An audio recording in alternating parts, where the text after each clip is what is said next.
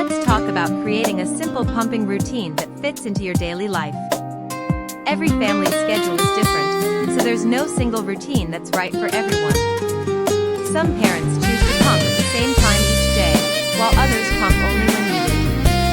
Choosing a regular time that works with your breastfeeding schedule can help make pumping feel like a natural part of your daily routine. Try to prepare your pump before you begin so everything you need is within reach.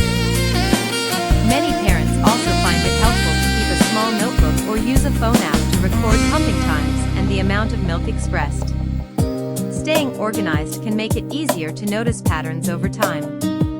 Remember, flexibility is important. Your routine may change as your baby grows and your family's schedule changes. The goal is to find a routine that feels comfortable, practical, and works well for both you and your baby.